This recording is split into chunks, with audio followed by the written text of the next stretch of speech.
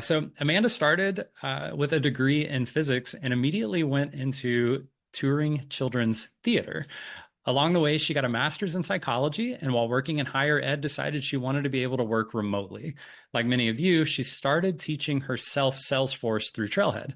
She parlayed her leadership skills into a Salesforce consulting role, and after 3 intensive years, she is now stepping out to work with independents and small business owners who want their business to support the good life for themselves, family, and their community. So that is Amanda, and with that, I will hand it over to you. Oh, thanks, Brad. I'm so glad to be here with everybody. So let's just jump right into this, right? So we're talking about your first client, being a freelancer, stepping out on your own. What do you do first? Well, the wrong answers are think about your website. Is your URL free? No. What's your business name? Do you need an LLC? All of those stuff are lovely little bright, shiny objects.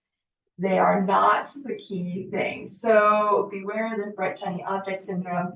What you really need is your offer.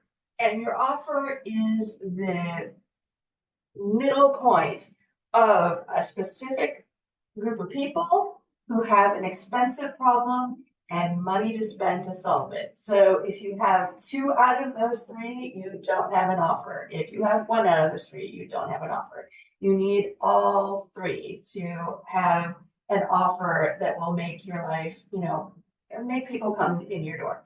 So that being the case, how do we get there? Well, it's kind of like the game of Clue, if anybody remembers this old thing, where you are looking for who, with what, and in what room was Mr. Body killed, right? So, like Clue, this is not something you can do sitting alone in a dark room.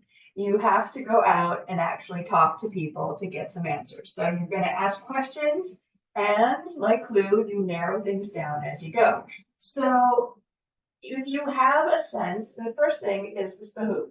So, you might want to even right now jot down like who in a category are you interested in working with? And people like to say everyone or I can help anyone. But then when you say, well, can you help barbers? Well, like, no, I don't know anything about like that. Can you help nonprofits? Oh, NPSP, ick, no, no. So I mean, you may say everyone, but when you start thinking about it, the answer is not everyone.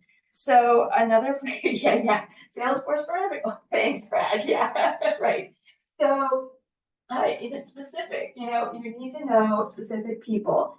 Some of my favorite authors, Elizabeth Gilbert, talks about the fact that she writes for 5 women. She knows exactly her 5 people that she is writing any of her works for. Stephen King writes for his wife. That's his audience. When he knows that it's something that she's going to like, he knows that he's got it, right? Same kind of idea applied for sales for your freelancing. You're looking for specific people, and if you can get down to a name or 2 names or 3 names, that's even better, because what you want to do is reach out and talk to them, because people, once you know who it is that you want to talk to, you want to find out in their own words what matters to them. So what's the hardest thing that's going on for them? What are they trying to solve? What are they not? What have they tried? Why is it not working? All of those things. And you want to get stories. You don't want to get, well, everybody hates our Salesforce thing, and that doesn't tell you anything. What specifically is going on? Oh, well, our process for volunteer forms is messed up. Okay, what does messed up mean? Dig. Messed up means that it comes in and then it creates 2 entries because it comes in and does the third, party thing, and it also creates a contact. Oh, now we have something that you can actually dig into, right? So you're going to get that level of detail when you're getting stories from people. Don't let them like hang out in the concept land. If you can't picture an actual step by step of what the heck is going on, you're not at the right level of detail yet. Last step, because you want to talk to more than one person, right? Is to ask them, who else should I talk to about this? Who else is having problems like you're having? Oh, thank you. And then would you introduce me? Because I'm learning and I want to find out. The first thing to do, I have a friend who has a very clever thing. He says, if you want advice, ask for money. If you want money, ask for advice.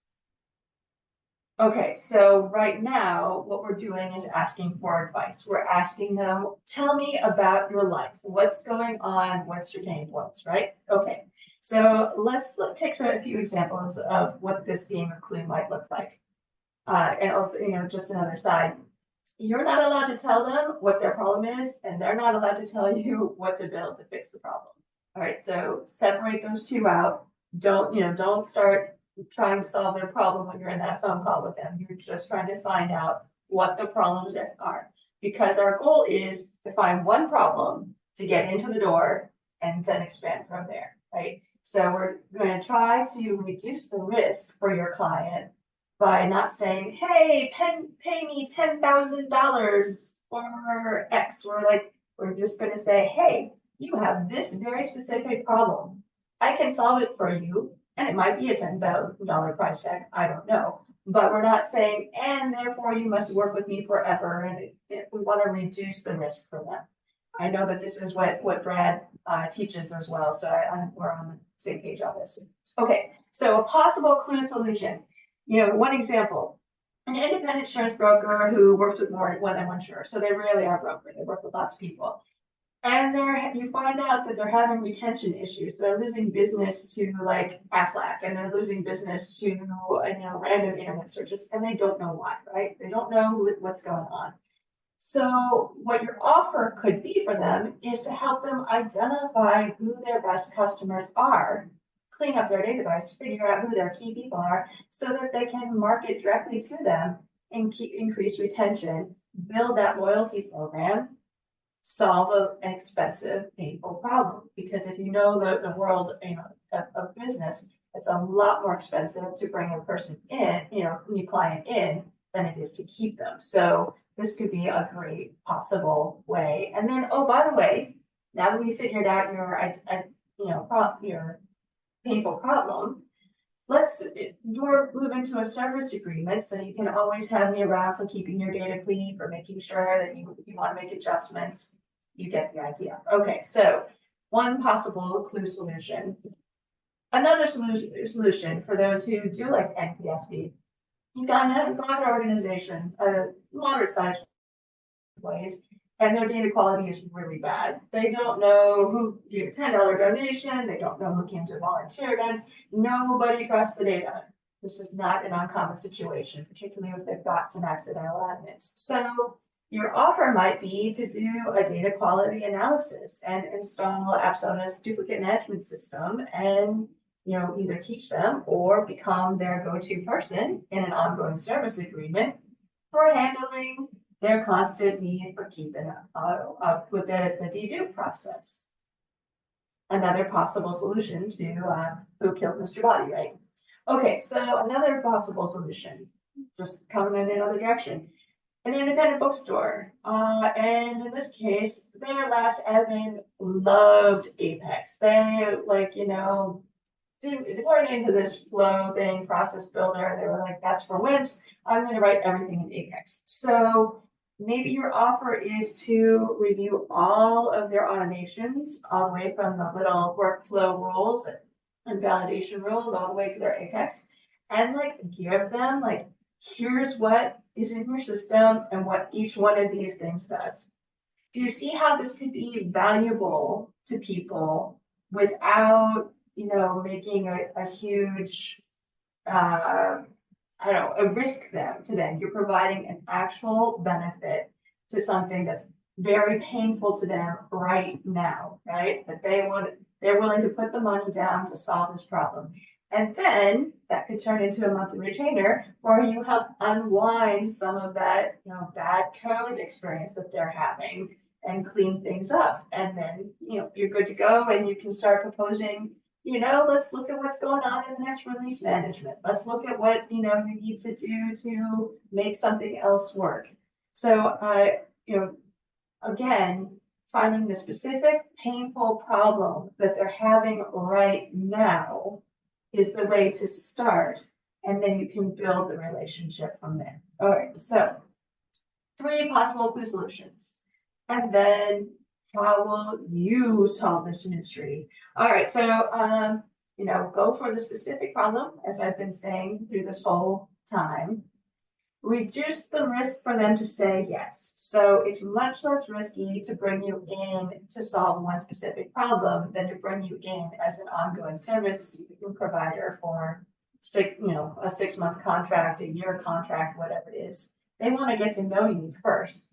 One conversation is not enough to solve a mystery. You're probably not going to, hit on the solution the first, phone call, the first informational interview you have, but you can start honing in on those answers.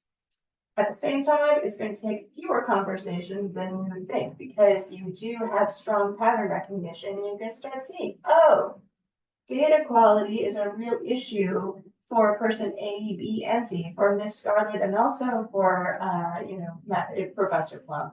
I think I'll tackle this data quality as my entry point, or bad automation is their entry point.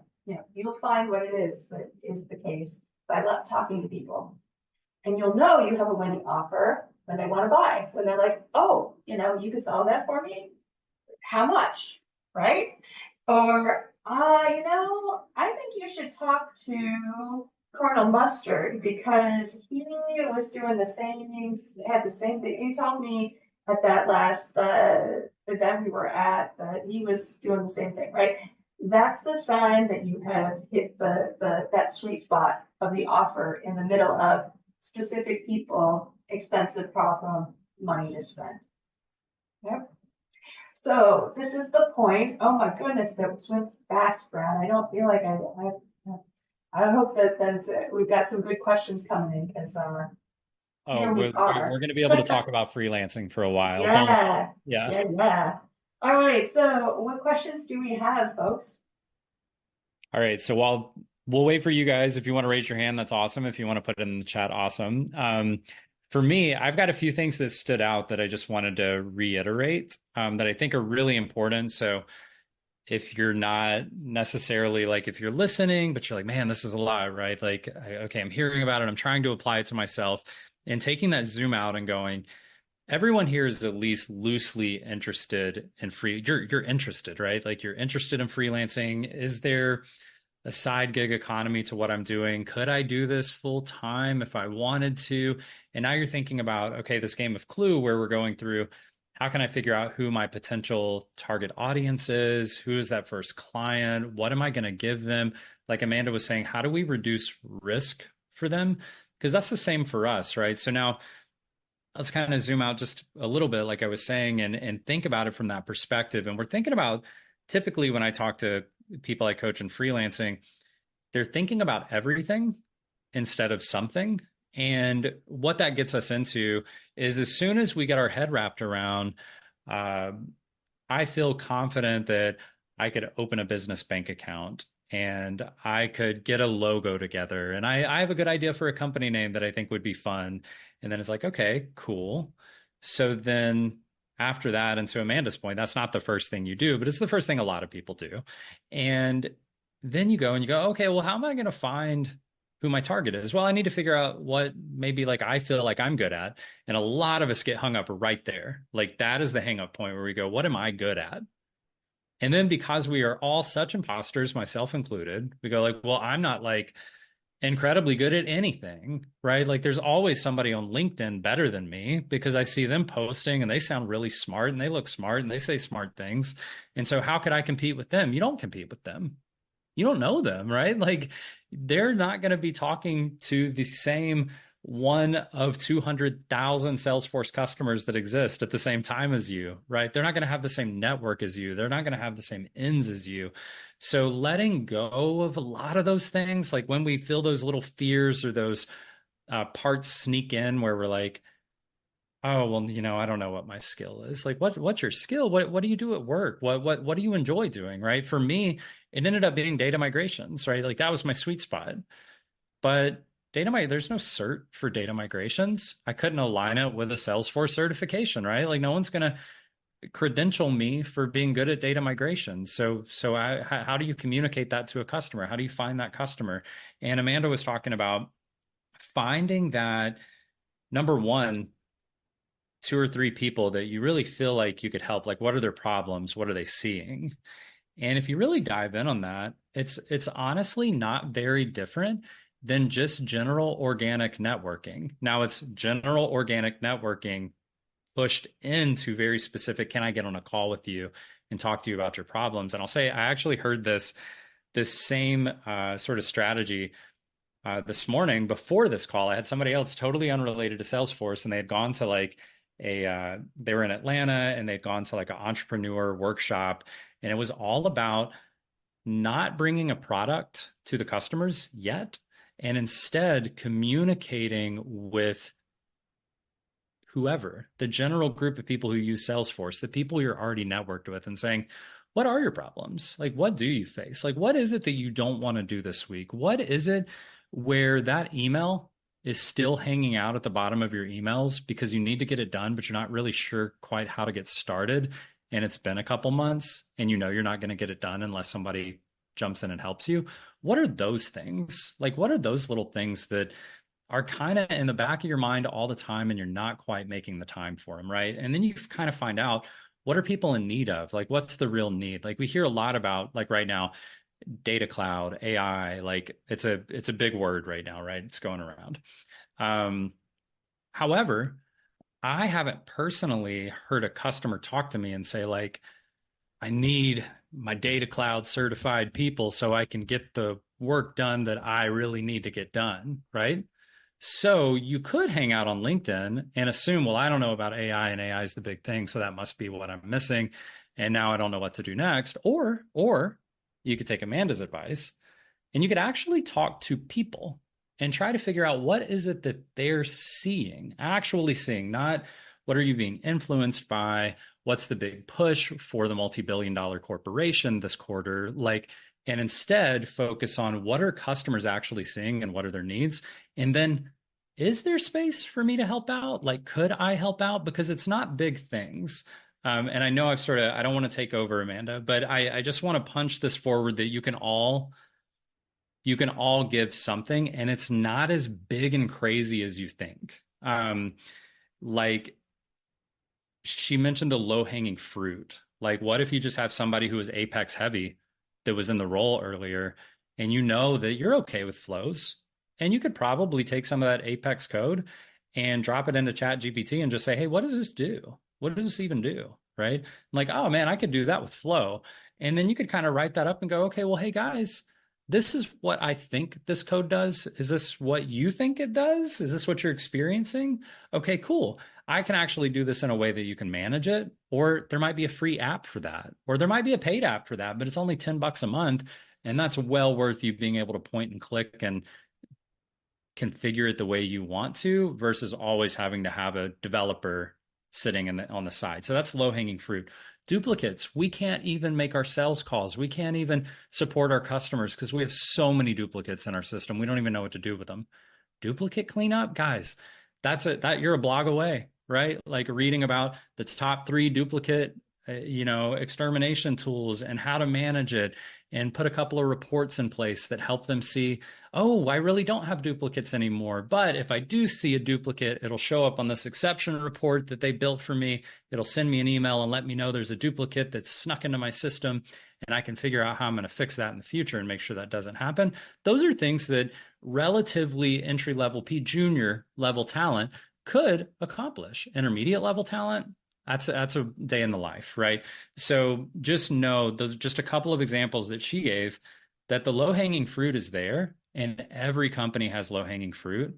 And that was my bread and butter, and getting small clients, 30, 40 hours. You don't need a $200, $300, $10,000 project right out of the gates. It's okay. Get a 30, 40 hour project, charge them $100 an hour, right? Make $3,000 or $4,000. Get their low hanging fruit. What's cool about low hanging fruit?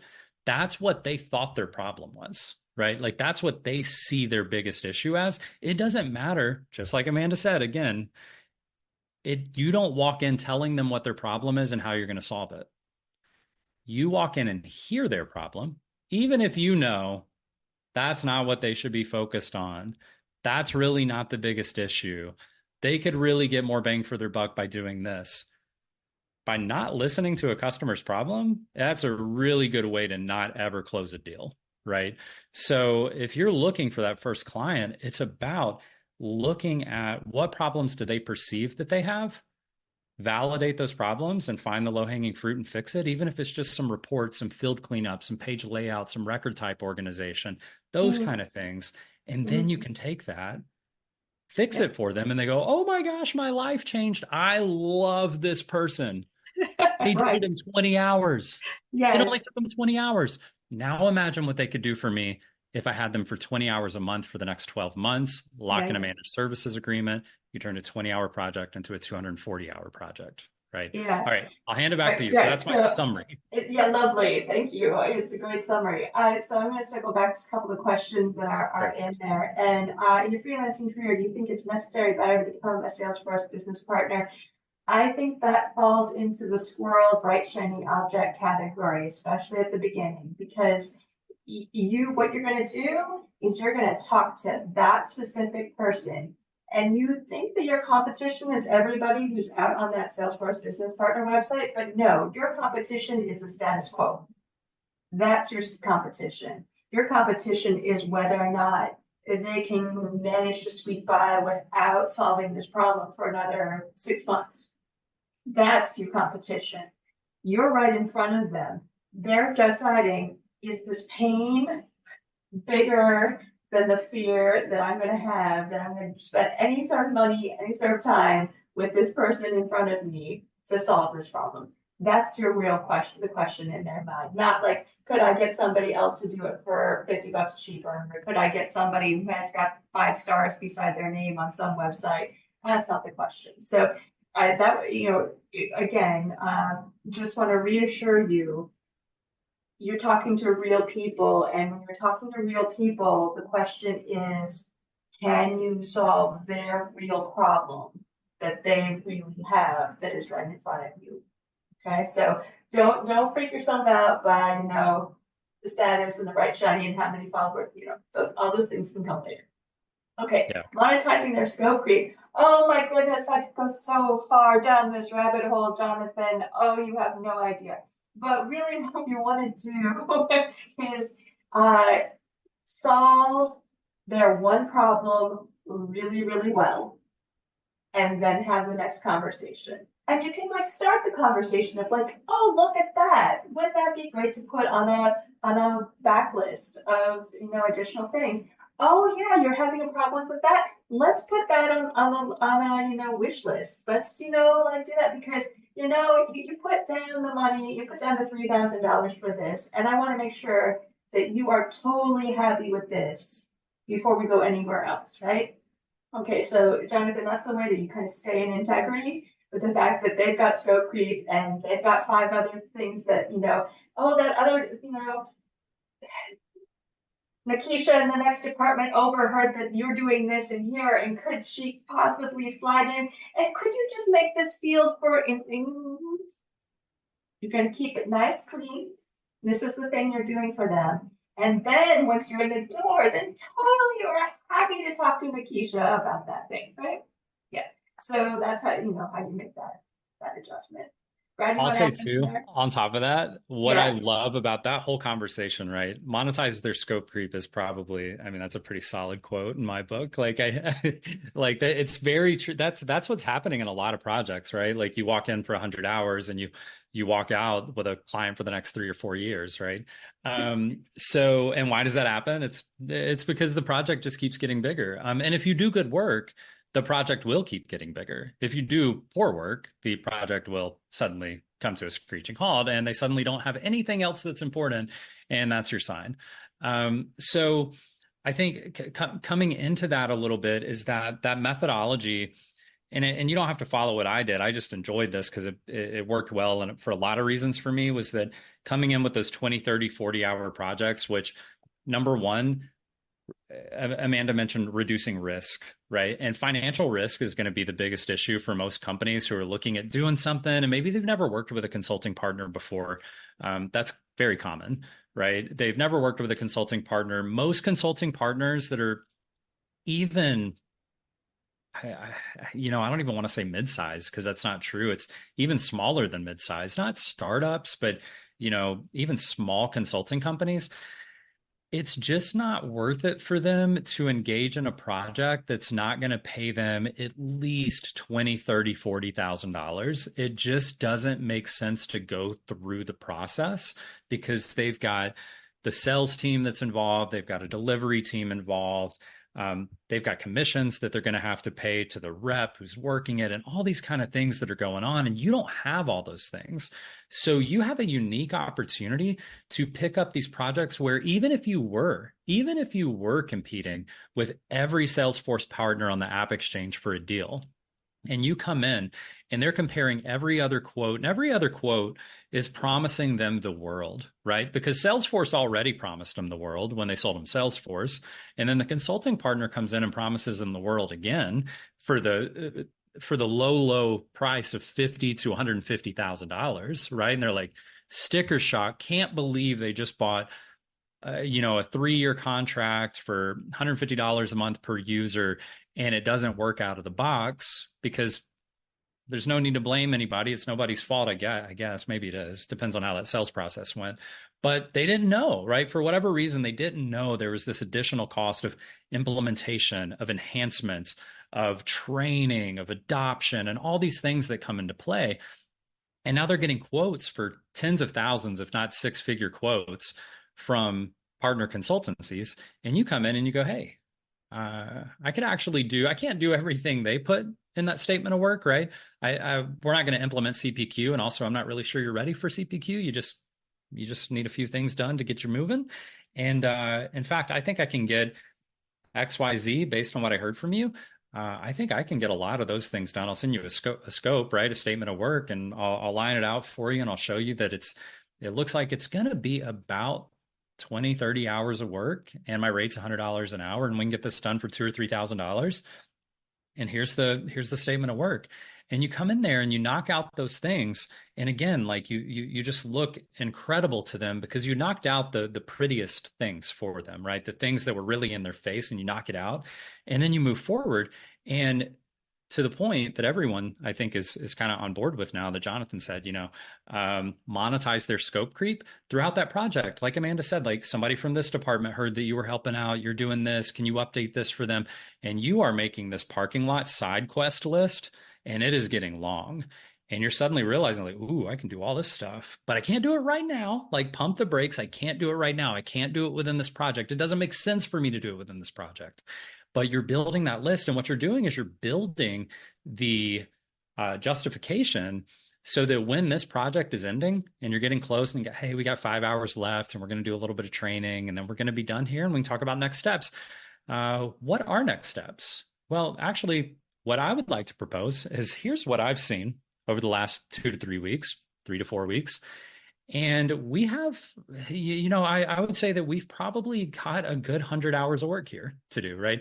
But we don't need to do it all next week. I know you guys have day-to-day jobs. Let's break this out a little bit. What I would recommend is actually we know more stuff's going to come up. So let's just go ahead and do 20 hours a month and lock that in for a 1-year contract. Keep it at the same rate. So we're talking $2,000 a month. You don't need to hire internally. You don't need to worry about a consulting partner. I can help assist you and be your right-hand person for all of your Salesforce needs. And if I can't do it, then I can make sure to connect you with the right person who can and really be that middle person for you to talk the Salesforce talk and be there for you for your company. And I'm always here 20 hours a month. I'm available, right? Do that for a year. That's a 240-hour project. And at a rate of, $100 an hour, you're going to make $24,000 on something that seemed like nothing, right? Not to mention the project you started with, which was $2,000 or $3,000. You're talking 25K plus on the smallest project you've ever heard of in your life. Yeah. So why do we need to go for 200, 400, 500-hour monster projects? Do 3 of those and you make $75,000 a year. You can do those on top of your day job, right? So that's when I think about freelancing and the amazing opportunities that are here. I could go for days. It looks like we have some more questions, so Yeah. I will step aside. Before we jump off of that, you're hearing the benefit to you out of doing this, right? But Yeah, think about the benefit to them. huge. They don't have to have like that be somebody's part of their job that they hate, but they've been forced to do because nobody else wants to touch it, right? They don't, their still admin suddenly has a weight lifted off their shoulders because they're not the only person between, they're not having to post everything on the community site and praying that somebody answers their question anymore, right? That you are, reducing their payroll and risk by Mhm. coming in as in that contract. And even if they've locked, if they're locked in for you with a year at that 2,000 a month, that's a heck of a lot than less than paying a full-time admin, definitely, or paying, part of one of their other people's salaries that are, doing things. So I just, remember there's both sides of this picture here, and it's a win for both sides, which is why we recommend this sort of thing. Okay, I think there was one more in the okay, how do you know if a company's using Salesforce? Well, you have to ask them, right? So that's where you start, and it's going to be your pain, and you may find out, no, they're using Airtable, what have you. That's fine. Okay, are you thinking about it? Maybe implementation is a bigger project than you want to take on. Cool, that's fine. You've got friends, you can pass the work along. Do you look like a hero when you pass it along and you're like, hey, this is not my deal?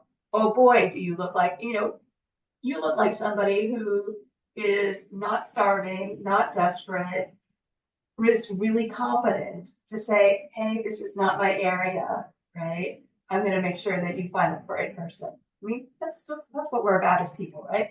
Okay, so I've seen some hands, and I think Henry was first. So Henry. Thanks, Amanda, and thanks, Bradley, for this great presentation so far. I have a slightly unique problem, I would say. And perhaps, Bradley, we can have a side conversation about this, but I just want to give you a sense of it. I have a lot of experience doing internal consulting as a business architect. So that's what I do.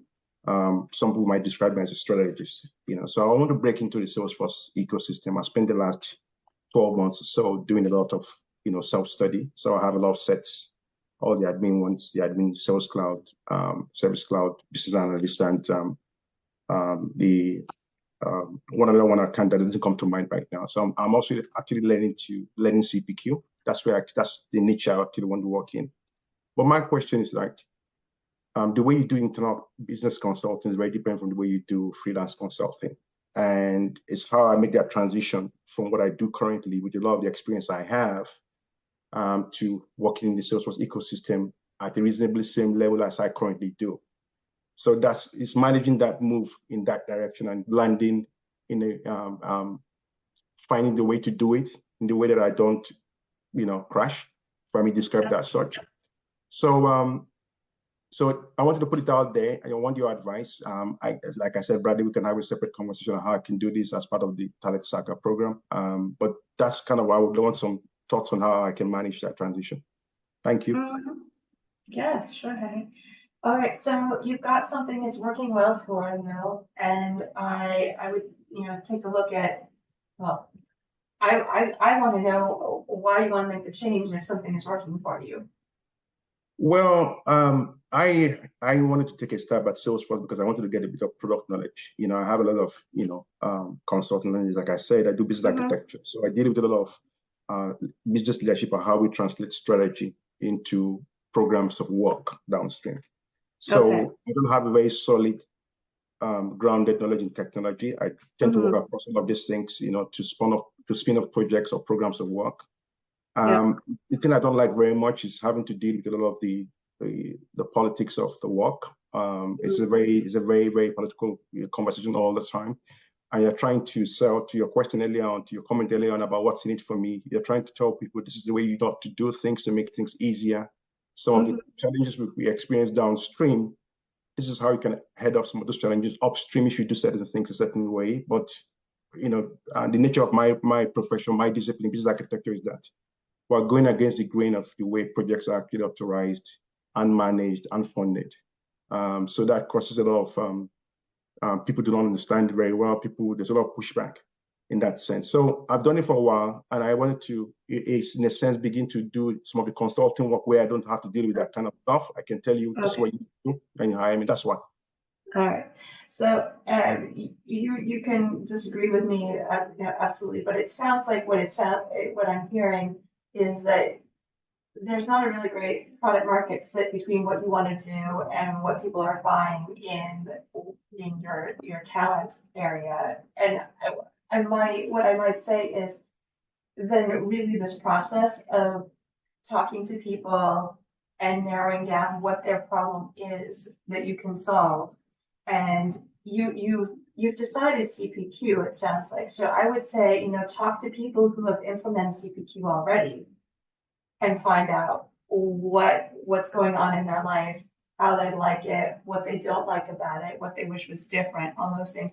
That'll be very helpful for you if you get brought in to do this strategy for something new, and also that it's easier to get in the door if they've already got it in, especially since you're new to CPQ yourself. If they've already got that process started and you're there making it better for them rather than starting cold, right? So I think what I would recommend is if don't go cold yourself on one way or another, but like move to the point where you're ready to do your marketing and your messaging and your questions all around the new thing you want to do.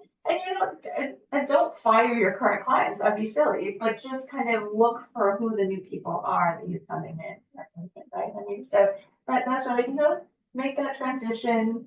Tell the stories about the new success ones, not your old success stories. That's where I would suggest for you. So best of luck. That sounds like a great. Thank you very much. Yeah, we can, and you can always DM me. I just connected with you on LinkedIn, so shoot me a DM. I'm happy to help answer your questions as I have time on those. But it definitely sounds interesting. I looked over your profile, and you've got a lot of, obviously, as you know, you have an extensive background that I think parlays well into this. But to your point, it's about finding how to make those connections and those transition points to go, okay, where do I fit in? How can I leverage that background to make it fit into my first client, that kind of thing? Yeah. And I want to say, and this is not just for Henry, this is for everybody, because it's another kind of common thing, is to say, well, I've got to work with doctors' offices because doctors have money, right? And while that is true, if you don't actually know any physicians, that's going to really be a really heavy, lift. However, if you happen to know a bunch of caterers, right? Because you've got some in the family, so you've got some relatives to do something like that, like start there. Like start with the people who are actually in your network. Think about, I was at a really large networking event the other day, and I'm like, this is like overwhelming, but who are the people at that event that you naturally gravitate towards? Like, who are you going to want to talk to? In my case, I ended up talking to the audiovisual guys that did the production, the movie productions for stuff, because that's like my gig. That's what I used to do. So you find the people that you naturally resonate with, rather than saying, oh, I gotta be in because that's where the money is. Because there's money all over, folks. There really is.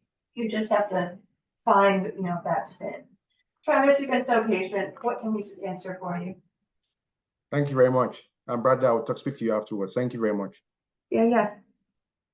Yeah, thank you, Amanda. This is fantastic. I have a couple of things. The first is just a clarification. So the market that we're developing as we go out and look for is we're not networking in sort of the Salesforce ecosystem necessarily in LinkedIn. We're networking, we're looking for anyone where Salesforce could potentially be a tool for their business, and where those three different areas intersect. So it's kind of a whole different, we've kind of got to broaden our horizon in terms of where we reach out and who we connect with.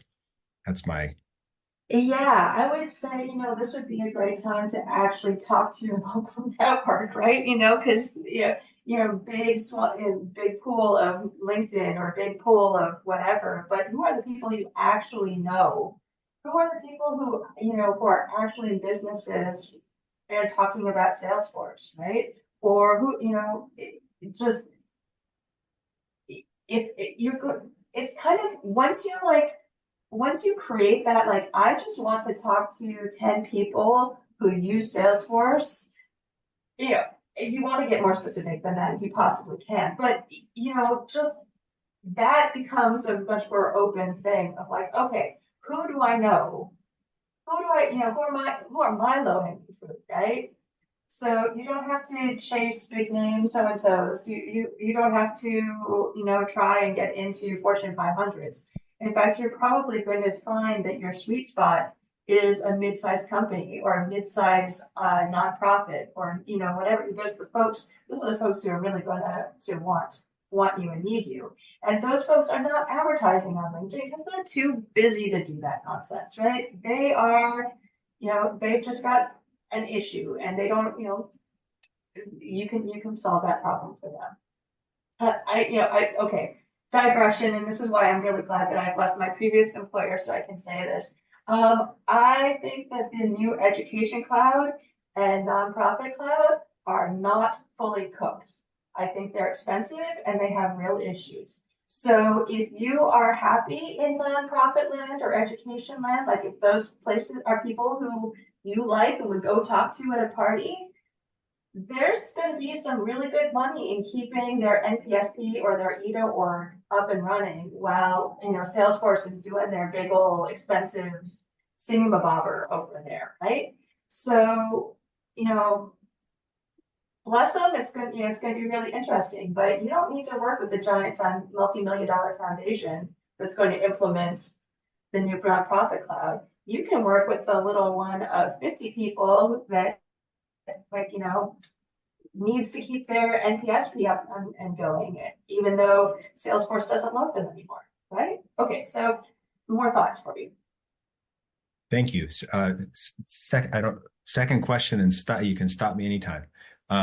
It just, and this is just sort of an etiquette question. It doesn't apply to me directly. Let's say you're currently working for a consultancy and you have a whole list of clients, and one of your clients says, "Hey, I'd like to work with you on the side," or how do you balance if you're having, not that they would want to work with you on the side or not, but how do you balance working with a consultancy where you're working with different clients and then sort of the etiquette of, you just make sure that you're kind of reaching out to a very different network that doesn't compete with your paid job, or does that ever come up in this process as people transition into freelancing?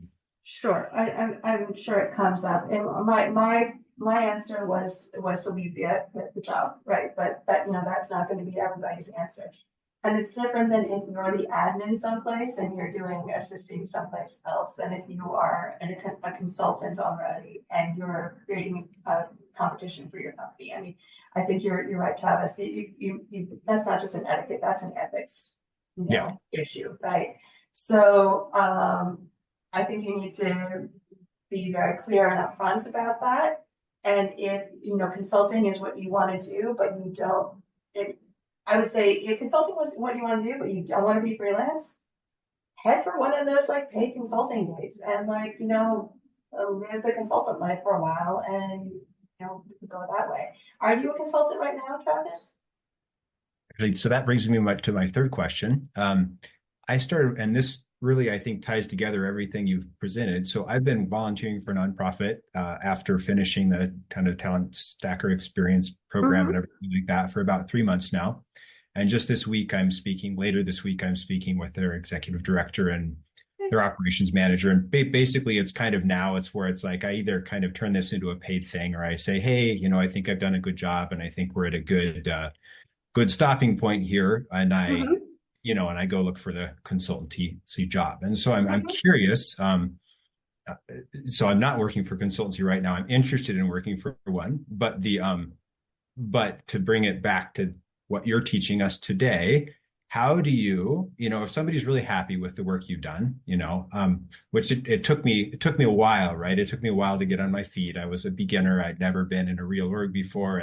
Fortunately, I had a mentor, and I did my best, and now we've got a great relationship, and we started with a small problem, and then we've solved it well. And is it just a matter of asking for money? Is it just a matter of saying, hey, I can't keep doing this for free. Yeah. Here's my rate. Is it that simple, or tell me more? Yeah. Yes. Okay. And you're perfectly set up for that. I mean, you are my textbook example, Travis. I mean, there you are. I mean, so they're bringing you in to talk with leadership because they're assuming they want to formalize this relationship with you. I mean, that's what I would interpret that conversation to me. So come prepared with like, what is it, that's a great situation to say, here's what I think is both what I want and you want. Do we agree? Right? And a consultancy, I will say, if you are doing that and it's a freelance thing, I think most consultancies are not going to force you to drop existing relationships unless you've got a conflict of interest going on. Right. So Right. if you have a relationship with this nonprofit and you get hired by a big four and you're doing stuff for a giant multinational, those two things are not in conflict whatsoever, right? So, Great. there you're okay, right? Yeah, if you don't mind, I was going to hop in with a few things off of this whole Yes. the whole conversation. And number one, I just want to agree with you, Amanda, that that there's money everywhere. It's an oddity because when you don't have money, it doesn't feel that way, right? But then when you're in a financial strength position, you start to notice, like I think Warren Buffett said, which obviously is the far end of the spectrum of having money, said something about you can look it up, but it's like when you realize it's raining money, you have to figure out where to put your bucket. And that's really the question, is where do I put my bucket to catch the most money? If that's your goal, it may be catching the most money. It may be catching the money that best aligns with the way you want to work and the type of people you want to work with. So it's all about putting it where you want it that makes sense for you at this phase. And it's all a phase in your life, right? Like right now, and it's all temporary. Keep that in mind too. So if it feels like a lot of work, like, oh man, it's not a lot of work forever. It's a lot of work to maybe get started or get over this first challenge. We're not talking about the rest of our lives or signing a contract until death do us part. We're talking about things that we do, and then we move forward and we're in a better spot. So yes, there is money everywhere. And once you move into a space, like we talked about nonprofit a few times, so I'll just keep riffing on that. That's not for like everyone to write down nonprofit and just assume nonprofit is where it's at. That's not true. But there is money in nonprofit, and we'll just keep going that direction. So the interesting thing is there are a lot of different avenues you can go. And like I put in the chat really quickly that like one thing that stands out to me is that I agree, like NPC is not ready yet, like nonprofit cloud, which is like Salesforce's big thing. If you don't know, like this was a big push for them. Really, I think mainly last year was getting MPSP onto NPC. And it's just going to be the next best thing. And it really wasn't. It was like very overcomplicated and things weren't working. And a lot of people just wish they were still on MPSP. Very similar to when we went from Classic to Lightning. Like they were pushing Lightning out the door. And I think I got most of my clients onto Lightning about 3 years after it was released. And that's when people were really comfortable with it. And they went, you know what, like there's enough benefit here. And there are enough gaps that have been closed that this actually makes sense for us to make this migration over. And I lived for a year off of Classic to Lightning conversions. And the whole point that I'm trying to make here is that technology is always changing. And yes, that means you have to stay educated and you have to maintain your certifications, but it's always changing, which is great if you're in consulting, because that means that even if a customer doesn't buy a new product, even if they sit with the same amount of licenses, they change nothing. they still need your help year over year just to stay up to date with the changes that are happening. You don't even have to introduce anything big and crazy. You can just help them maintain. And so for MPSP, that could be helping them maintain MPSP where they are today, moving them onto MPC when it's ready, and assisting them with that migration and being that knowledge in their ear that says, okay, I think for your case, for your use case and the way you use MPSP, MPC actually makes sense for you at this point, and we should put that on our project plan for the upcoming quarter or year to move in that direction. And you are their confidant in that, right? Like, you are their person. They lean on you. Every hour of work that gets done is billed towards you, and that's a beautiful thing. What I'll also say is, just as a side note, I used to do work there's this situation where like entry-level people do volunteer work to try to get experience, and there's a lot of opinions on that, and there should be some safeguards in place. But the point I want to make is, when I had about 7 years of experience, I would volunteer with nonprofits. And the reason I did that was to, number one, expand the scope of the work that I was doing, just to get my hands dirty on something that maybe I hadn't seen before, but I was doing it for free. And I kind of knew how to do things enough that I wasn't going to destroy anything for them. And what that led to consistently was working a project, saying I'll do 20, usually it was really honestly closer to like 10 or 15 hours of work for free. And they would just want to keep you forever. And I would just give them a nonprofit price and say, like, hey, if you want to keep me forever, this is my nonprofit price. And we can do a managed services agreement. And it was amazing. And not every time, but maybe like 1 in 3 would go, okay, you know what? We have a little bit of budget. We could do like $1,000, $2,000 a month. That's reasonable. And it's a win for them. Like Amanda said, there's synergies, right? It's not like I win $1,000 a month and they get shammed, right? Like that's not the point. The point is to turn a 1-year contract into a 2, 3, 4-year contract. And it's a beautiful thing. And you have a long-term stable client, right? The last thing I'll say is, so trying to open your minds a little bit to, there's always opportunity. And the more you get in, I know a lot of people have done this. I'm sure there's a word for it, but like when you're thinking about buying a new car and then suddenly you see that car everywhere kind of situation. Like, oh, I'm going to buy a truck. And it's like, oh my gosh, everyone and their mother drives that exact truck that I was thinking about getting. And you see it everywhere. That starts to happen when you get the wheels turning with freelancing too. You will see a LinkedIn post and it'll make you go, ooh, that person, they posted that. I can kind of see where they're coming from. I'll bet they work at a company that's doing this with Salesforce. I should probably comment on this post and then shoot them a DM. And they could be one of my 3 people where I go ask them questions about what they're doing at work and what problems they're facing. And you'll see it everywhere. You'll see it in Reddit threads. You'll see it in Facebook community groups, LinkedIn groups, and you'll see your audience everywhere. But until you lean in, you won't see them anywhere. It's right? true. Yep. So once you lean in, you see it. And it's just, for me, like, go look on LinkedIn this morning. I think I posted like 3 or 4 times. It got out of control, right? And it's because I'll get a DM, I'll see a post, I'll have a thought, I'll talk to my wife, and the ideas are everywhere, the thoughts are everywhere, and you're seeing it everywhere. And when that happens, you got to figure out where to put your bucket. And unfortunately for me, I'm like sometimes swinging my bucket around in a circle like a maniac. So I should probably set it down, but that can happen. All right, Brad. Okay, so all right, cut me off. I'm gonna take over, so I have a chance to put my bucket out. Yes. Dear people, you've now listened to me and Brad riff for an hour, so you get a sense of who I am. I 3 years in a Salesforce consultancy, worked my way up to the senior lead role and had 7 projects as a lead in that 3 years. Holy smokes. Okay, so that's a little bit about me.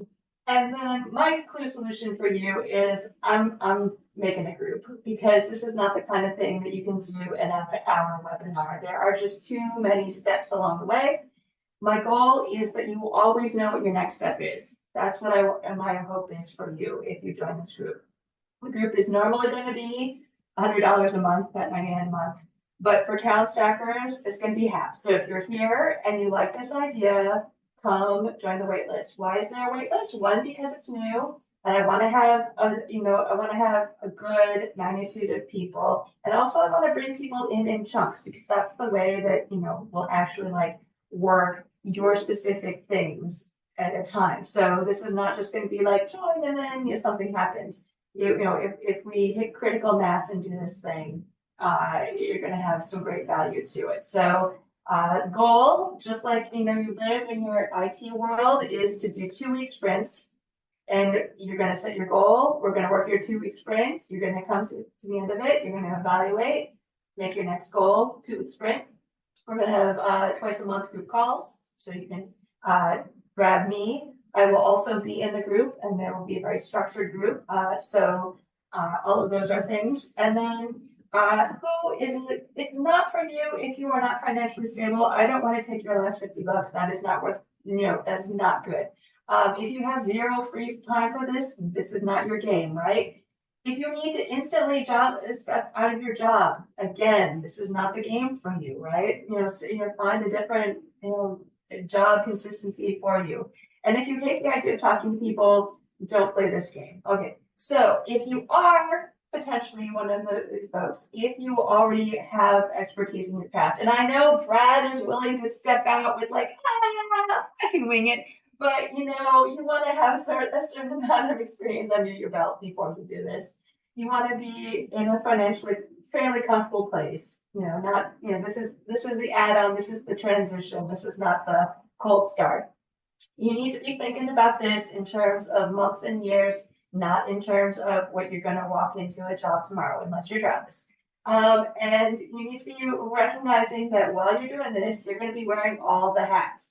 So if that is something that is not comfortable for you, don't do this thing, all right? So I would love to see many of you, all of you, if this is a good fit, click that little button and join the wait list. And I will stop. It's 60 seconds. Brad, here we are. So thank you folks for your time, and I hope you got value out of it.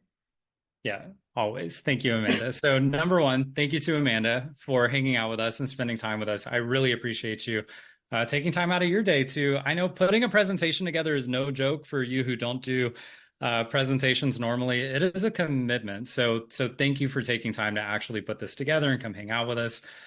For everyone else, thank you for being here. Like truly, you registered, you didn't just register, you actually clicked the link, you showed up, you spent time with us today, you asked questions. Like I saw so many heads nodding and just people actually engaged in the presentation. That is huge for the presenter. And then for me kind of hosting it to actually feel like we're resonating with people.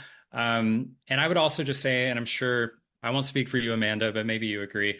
I just always consider myself a resource for all of you guys. I don't really care if I have 5 people DMing me or like 1,000 people DMing me.